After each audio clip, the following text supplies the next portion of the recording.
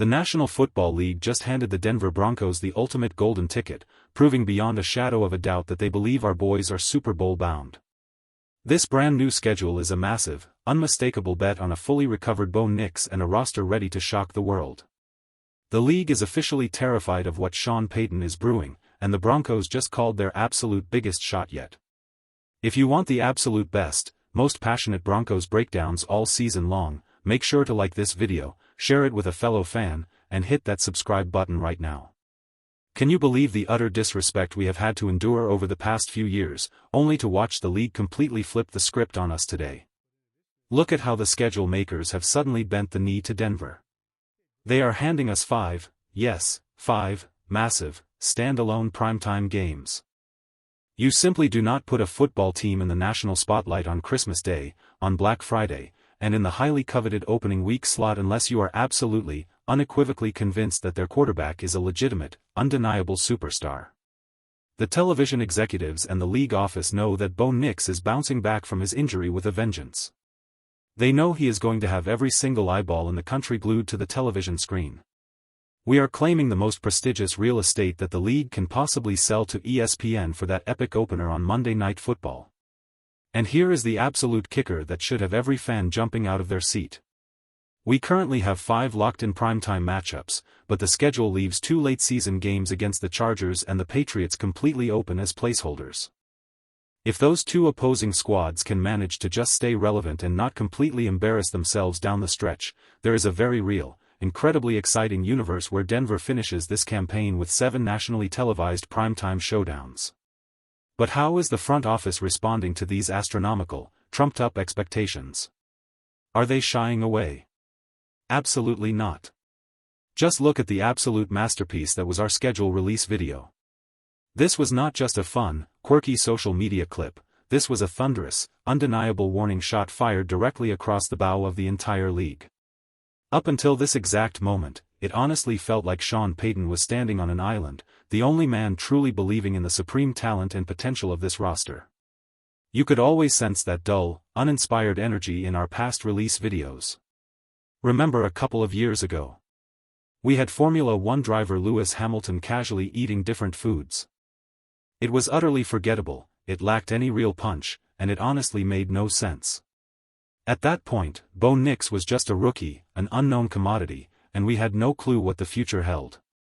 Then, he completely defies the critics, marches this team into the playoffs as a rookie, and going into last season, we all wondered if the league finally believed in us. And what did the PR team give us? That cute, incredibly flat video with little kids riding around on sheep. It completely missed the mark. But Sean Payton stood firm. Right in that off-season, he looked the media dead in the eye and declared that this was one of the top 6 squads he had ever managed in his legendary, Hall of Fame career. He believed in the team, and now, that infectious, undeniable confidence has finally trickled down and permeated every single level of this organization. You do not bring in Peyton Manning, the sheriff himself, for a cute little cameo if you are planning to hover around a mediocre record and barely squeak into a wildcard spot. Peyton Manning only aligns himself with a franchise that is hunting for Lombardi trophies. And the utter savagery of bringing in the to catch a predator guy, Chris Hansen, to ruthlessly call out the Kansas City Chiefs' massive bandwagon fanbase. That is legendary. It was hysterical, it was punchy, and they called their shot while keeping it entirely classy.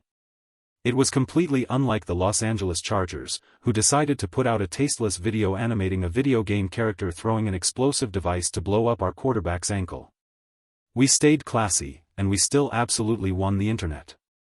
However, the most jaw-dropping moment, the true indicator that this franchise knows exactly what destiny awaits them, was the breathtaking recreation of that iconic 1990s John Elway Vortex football commercial. I was watching this live, and I immediately caught the reference because I lived for that commercial as a kid. Seeing Bo Nix meticulously reenacting that piece of history, scene for scene, line for absolute line, wearing that beautiful throwback uniform, sent chills completely down my spine. You simply do not paint your current signal caller with the brush of the legendary John Elway unless you firmly believe history is about to repeat itself. After that original commercial aired in 1995, Elway famously secured back-to-back Super Bowl championships.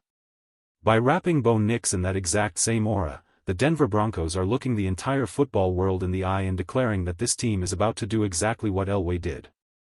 Now, looking at the actual gauntlet of these first 6 weeks, I am not going to sugarcoat this for anyone, it is brutally terrifying on paper.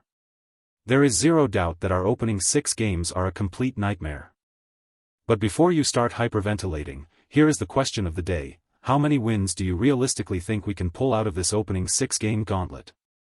Drop your exact predictions in the comments below right now so we can debate. While this stretch is undeniably brutal, there are massive silver linings dripping with absolute pure advantage for us. Take the Los Angeles Rams matchup. Yes, they look terrifying, but they will be limping into the mile-high city on a brutally short week after playing a Monday Night Football game just days prior. Not only that, but they are opening their season internationally in Australia. Imagine the sheer exhaustion of boarding a flight from Australia, playing a grueling Monday night game, and then traveling on a shortened schedule to play at 5,280 feet of elevation against a ravenous Denver defense. Matthew Stafford is older, his legs are going to feel like absolute lead, and they are going to be completely gassed. Plus, there is bound to be some undeniable locker room friction after the Rams spent a first-round draft pick on a quarterback when they had the golden opportunity to grab a talent like Kenyon Sadiq. Even when we face the San Francisco 49ers or the Seattle Seahawks in this initial run, the deck is stacked favorably. The Seahawks are forced to fly into our altitude for a Thursday night primetime clash. The home field advantage on a short week is statistically monumental. Furthermore, if we happen to stumble and drop a game to the Rams, Niners, or Seahawks, it is not the end of the world. Those are non-divisional, out-of-conference matchups that literally do not matter when it comes down to the brutal AFC playoff tiebreakers. We can absorb a loss against an NFC heavyweight without sacrificing our path to the AFC West crown. We know our season truly hinges on that massive slate of AFC games down the stretch. When you zoom out and look at the analytics, the brilliant minds over at Sharp Football Analysis have already pointed out that Denver possesses nearly the absolute easiest road schedule in the entire National Football League. Aside from maybe the Bengals and the Lions, no one has a smoother path away from home.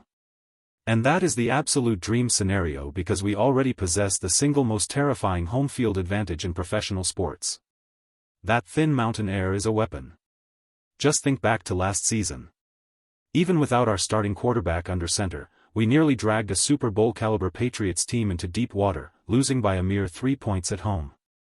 That is the sheer, unadulterated power of playing in Denver. You want your hardest games to be at home, and that is exactly how this schedule breaks down. The timing of our bye week is another massive gift from the football gods. Hitting the pause button exactly at week 10 is absolute perfection. It allows the roster to heal, regroup, and launch into the back half of the schedule with incredibly fresh legs. Look at the poor Kansas City Chiefs, suffering through a ridiculously early week 5 bye. They are going to be absolutely exhausted, playing non-stop, brutal football all the way from October until the end of the year. Meanwhile, right after our perfectly timed Week 10 rest, we launch into an epic gauntlet of 8 consecutive AFC battles. This is exactly where Sean Payton thrives. Every single year under his command, we have witnessed this team catch fire and string together massive win streaks of 5 games or more, just like that beautiful undefeated run we went on last year from September all the way to the Jaguars game. If we replicate that momentum and dominate those crucial in-conference games, we aren't just looking at a division title, we are staring dead at the number 1 overall seed in the AFC. I truly believe it will be us, the Bills, and the Chargers fighting for that top spot. And speaking of the Chiefs, the absolute sweetest part of this entire schedule is that we get both matchups against Kansas City completely out of the way by November 1st. Do you honestly think we have what it takes to sweep the Chiefs this year and bury their season early? I am fully convinced we march in and steal a victory in Week 1. There is a massive, burning chip on our shoulder, and Mahomes is clearly not going to be at 100%. Our defensive backs are going to lock down Jalen Waddle, and our brilliant new game caller, Davis Webb, is going to unleash a game plan Kansas City has absolutely zero tape on. We have consistently outplayed them in every single game of Bo Nix's career, and if we beat them Week 1 and then defend our home turf on November 1st, handing them 2 early divisional losses, they are basically eliminated from the AFC West hunt before Thanksgiving. We close out with a stretch that features 5 consecutive playoff-caliber opponents, making us the first team in NFL history forced to kick off a season with 6 straight games against recent playoff contenders. But Sean Payton is a mastermind. Notice the glaring lack of early 11 a.m. East Coast kickoffs. The league knows Payton absolutely despises those early morning slots. When we hit weeks 4 and 5 against the Chargers and 49ers, I fully expect us to just set up a temporary headquarters out on the West Coast, completely eliminating the fatigue of flying back and forth. It is a brilliant strategy we've used before. This team is locked, loaded, and entirely built to weather this storm. We have so much to believe in right now. The ball simply does not lie.